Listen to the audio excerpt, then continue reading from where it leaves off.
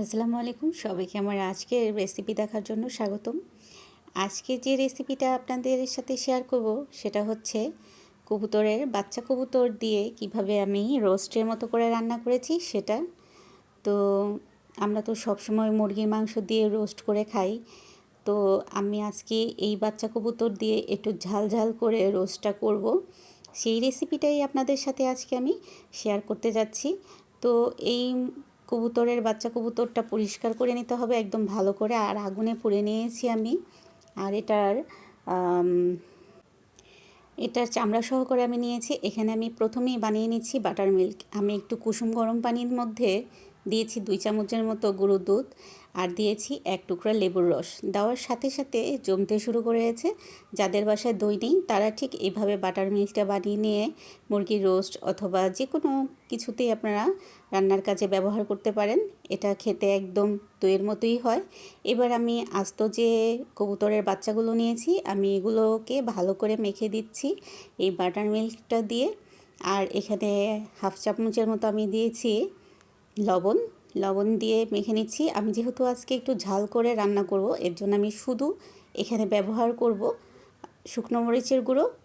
এই শুকনো মরিচের গুঁড়োর সাথে আদা আর রসুনের পেস্টটা আমি ভালো করে মেখে 10 মিনিটের মতো রেখে দিব রেস্টে। আপনারা চাইলে রেস্টে নাও দিতে পারেন, রেস্টে না দিলেও চলবে। একদম দইয়ের মতো দেখেন দেখতে।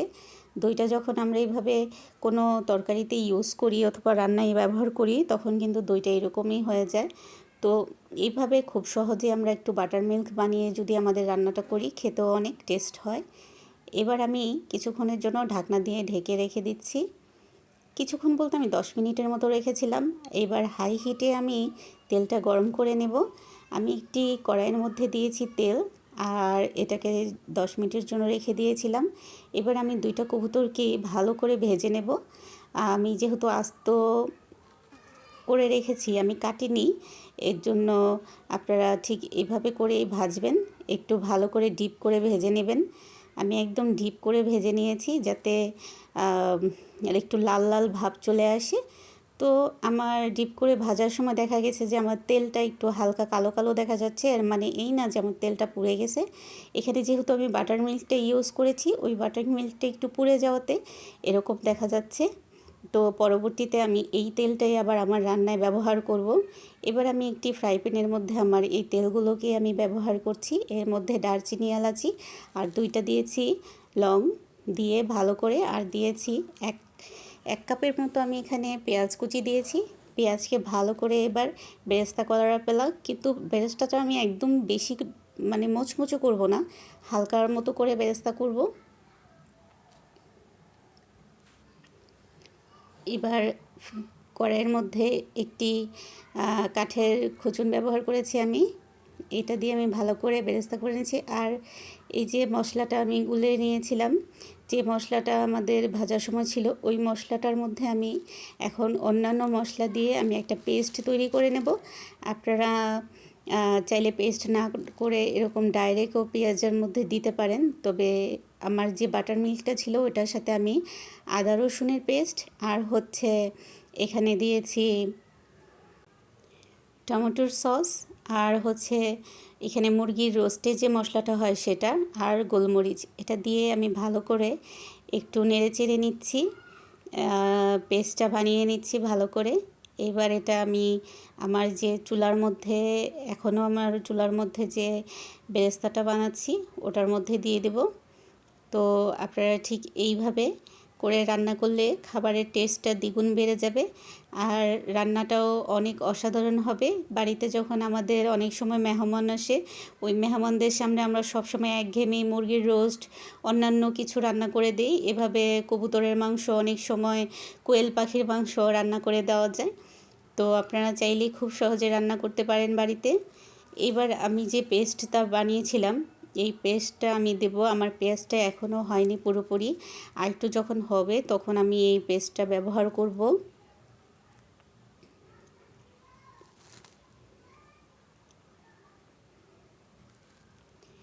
এবার আমি একটা চামচে আমি দিয়ে দিচ্ছি 1 চামচের মতো ঘি। এখানে ঘিটা অবশ্যই ব্যবহার করার চেষ্টা করবেন, এতে করে খাবারের টেস্টের মান বেড়ে যায় আর খাবারটা খেতেও অনেক টেস্টি হয়। আর এখানে আমি দিয়েছি শাহি জিরা 1 চিমটির মতো, আমি বেশি দিই নেই। তেলের মধ্যেও দেওয়া যায় কিন্তু আমি তেলের মধ্যে দিইনি, আমি পেঁয়াজের মধ্যে দিয়েছি। এবার একটু নেড়েচেড়ে ভাজার পালা। ভালো করে ভেজে নিচ্ছি।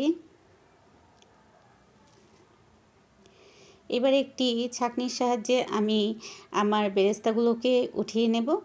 আমি এখানে অর্ধেকটা উঠিয়ে রেখেছি আর বাকি অর্ধেকটা আমার কড়াইয়ের মধ্যে রেখে দিয়েছি। আর আমি যে পেস্টটা গুলে নিয়েছিলাম সেই পেস্টটা আমি ব্যবহার করছি।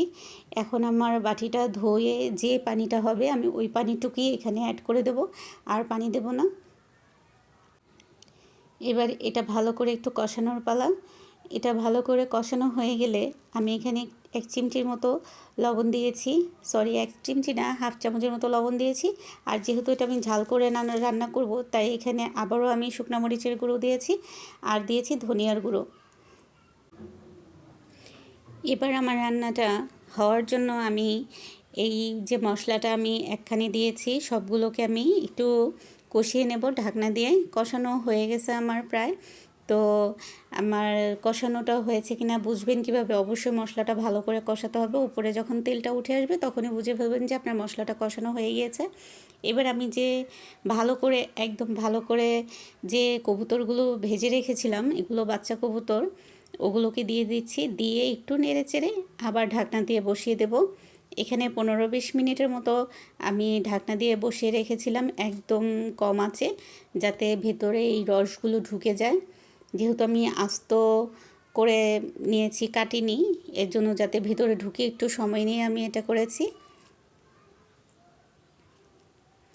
আর অবশ্যই একটু পরপর নাড়া দিতে হবে। আমি আজকে বাদাম ইউজ করিনি, বাদাম ইউজ করলে তো আরও বেশি লেগে যায়।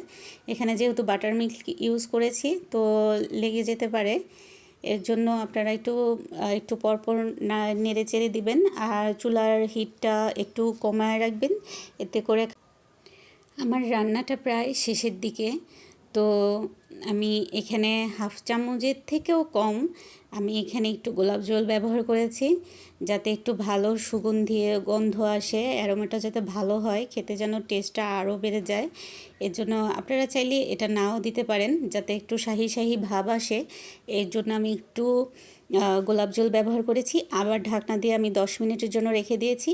এই পর্যায়ে এসে আমার রান্নাটা প্রায় হয়ে আসছে, শেষ হয়ে আসছে। তো আমি এখানে আমার স্পেশাল যে মশলাটা আমি সেটা দিচ্ছি। আপনারা চাইলে এখানে জিরার ফাঁকিটাও ব্যবহার করতে পারেন, আর না দিলেও সমস্যা নেই, যেহেতু আমি এখানে অনেক রকমের মশলা ব্যবহার করেছি।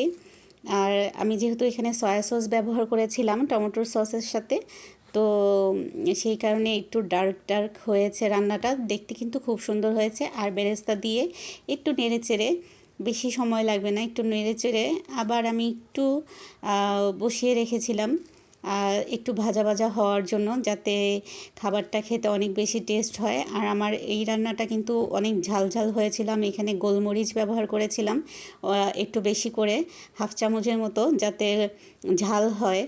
আর কাঁচামরিচ তো দেখতেই পেয়েছেন, আমি কাঁচামরিচগুলো ফেলে দিয়েছি। এর মধ্যে আবার 3টার মতো কাঁচামরিচ দিয়েছিলাম আস্ত, যাতে একটু কাঁচামরিচের ফ্লেভারটাও আসে।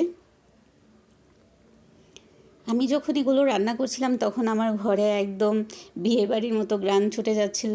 তো আমার হাজব্যান্ড তো খাওয়ার সময় বারবার বলছিল যে এত সুন্দর গ্রান আসতেছে, কবুতরের মাংস এইভাবে রান্না করে যে এত সুন্দর গ্রান হয় আর এত খাবার এত মজা হয়, এটা তো আমি কখনোই খাইনি। কারণ সবসময় দেখা যায় রুগীর খাবার হিসেবেই রান্না করা হয়, কবুতরের বাচ্চাটাকে একটু ঝোল ঝোল করে, আমরা কখনো অন্যরকম করে ট্রাই করে দেখি না। তবে মাঝে মাঝে আমাদের একটু ট্রাই করা উচিত। সবসময় একরকম খাবার খেতে গেলেও একটা একঘেয়েমি ভাব চলে আসে। আমি একটু হালকা চিনি দিয়ে হাফ চামচ আমি নামিয়ে নিয়েছি। আমার এই কবুতর দুটোকে রোস্টের মতো করে রান্না করেছি। আলহামদুলিল্লাহ, দেখতে খুবই সুন্দর হয়েছে আর খেতে তো অসাধারণ ছিল। আর আমার ঘর দিয়ে এত সুন্দর গ্রান চলে আসছিল, যেটা আমি আসলে ভাষায় প্রকাশ করার মতো না। আমরা যখন আমাদের পরিবারের জন্য কিছু রান্না করি, সবসময় আমরা চেষ্টা করি যাতে একটু ভিন্ন কিছু রান্না করা যায়। আর ভিন্ন কিছু রান্না করে পরিবারের সদস্যদেরকে খাওয়ালে ভালো লাগে। দেখা যায় তারা যখন একটু প্রশংসা করে আমাদের মনটাই অনেক ভালো লাগে।